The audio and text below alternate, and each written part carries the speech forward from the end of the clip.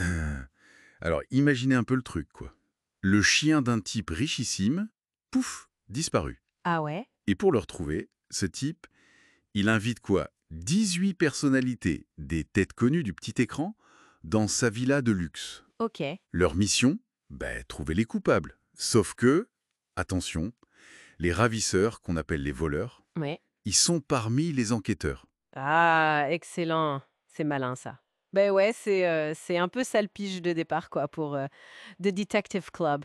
Qui a volé Kiki? La nouvelle émission là sur W9 depuis le 16 juin. Exactement. C'est un format qui essaye de rafraîchir un peu le truc en mélangeant enquête, genre Clou et dos géant, et puis bon, les relations explosives qu'on connaît bien dans la télé-réalité, hein. C'est ça. Ça fait un peu penser aux traîtres, non? Carrément. Mais là, avec un casting 100% télé-réalité. C'est ça la différence, je pense. D'accord. Et justement, c'est ce lancement qu'on va décortiquer un peu aujourd'hui. On va voir comment le jeu se met en place. Mais surtout, il y a un truc qui a déjà été révélé dès le premier épisode. Un choix de la prod euh, assez audacieux, je trouve. Oui, tout à fait. Alors, le cadre, c'est un certain Monsieur S, hyper mystérieux, qui pose les règles. Ça demande aux 18 participants qui sont tous détectives au début, c'est simple, trouver les deux voleurs infiltrés. Et il y a un enjeu financier, j'imagine. Ben oui, 20 000 euros. Soit les détectives trouvent et ils se partagent le pactole, soit les voleurs, ils réussissent à ne pas se faire démasquer et là, c'est eux qui raflent la mise. Ok, ça met la pression, quoi. Et comment ça avance l'enquête? Comment ils font pour trouver des indices? Alors, il y a des épreuves assez classiques dans ce genre de jeu pour gagner des indices sur qui sont les voleurs, mais le moment clé, c'est la black room. La Black Room. Ouais, c'est là que ça balance quoi. Chacun accuse quelqu'un. Ah, d'accord. Et celui ou celle qui prend le plus de voix? Et ben voilà, il doit révéler son rôle détective ou voleur et il ou elle quitte l'aventure. C'est direct. Oula. Ça doit créer des tensions. Surtout si, comme tu disais, ils se connaissent tous plus ou moins.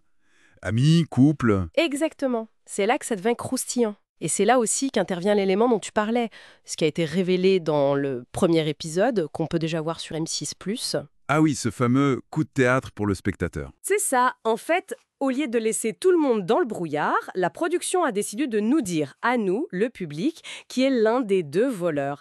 Et il s'agit de Giuseppa. Ah, d'accord, ok. C'est intéressant comme choix narratif. Ça nous met dans la confidence, en fait. Oui, on est complice. On regarde le jeu en sachant un truc énorme que les autres ignorent. Et elle, je sais pas, comment elle réagit quand elle apprend son rôle. Parce que ça change tout, de devoir mentir comme ça, surtout à ses potes. Bah, c'est super intéressant, sa réaction, elle est double, tu vois. D'un côté, l'excitation. Elle dit elle-même qu'elle est très joueuse, qu'elle aime le danger, l'adrénaline. Mhm. Le côté stratégique, ça la branche, quoi. Mais alors très vite, l'angoisse monte. L'angoisse de devoir mentir. Oui, précisément. Et surtout, mentir à ses amis très proches qui sont là aussi. Elle cite Julien, Manon, Adixia. Elle le dit cash, hein. Je vais devoir mettre des gens dans la sauce alors que je sais que ce n'est pas eux. C'est dire. Ah ouais. On touche au cœur du problème de ces jeux psychologiques, le conflit entre le jeu et les liens personnels. Elle dit même un truc comme mais à quel prix, hein? C'est ça. Exactement. Mais à quel prix? Ça montre direct la tension. Le jeu contre l'amitié, contre les relations. C'est un filon que ce genre d'émission adore exploiter, évidemment. Bien sûr. Du coup, c'est plus juste un jeu de déduction, ça devient aussi un drame relationnel potentiel. Et le fait qu'elle exprime cette peur, ces difficultés si tôt, ça en fait direct un personnage clé. On va la suivre de près, voir comment elle gère ça. Sa loyauté va être testée, c'est sûr. Donc, si on résume un peu, The Detective Club sur W9, c'est une sorte de Cluedo version télé-réalité. Enquête, trahison, le tout en vase clos avec des gens qui ont déjà des liens forts. C'est ça. Et la grosse info pour nous, spectateurs, c'est qu'on sait déjà que Giuseppa est une voleuse et elle flippe déjà de devoir trahir ses amis. Voilà.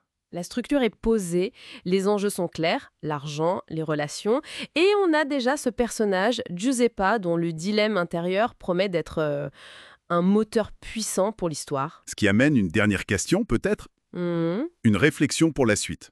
Cette vulnérabilité qu'elle montre déjà pourrait finalement jouer sur sa stratégie. Est-ce que cette peur va la griller, la rendre suspecte aux yeux des autres? Ou est-ce qu'elle pourrait, peut-être même sans s'en rendre compte, s'en servir pour justement détourner les soupçons? Une sorte de double bluff malgré elle. Ah, c'est une excellente question. Ça va être passionnant à observer ça, comment elle va naviguer entre sa peur et son rôle. Vraiment.